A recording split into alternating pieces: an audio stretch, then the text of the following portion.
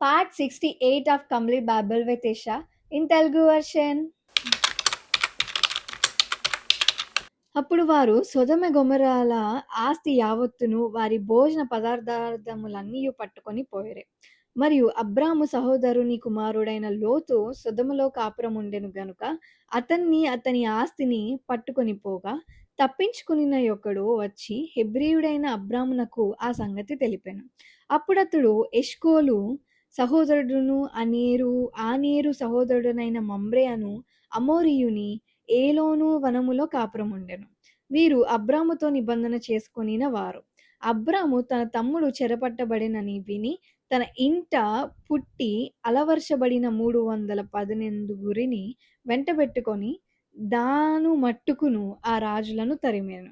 రాత్రివేళ అతడును అతని దాసులను వారికెదురుగా మొనలు తీర్చి వారిని కొట్టి దమస్కునకు ఎడమ తట్టునున్న హోబా మట్టుకు తరిమి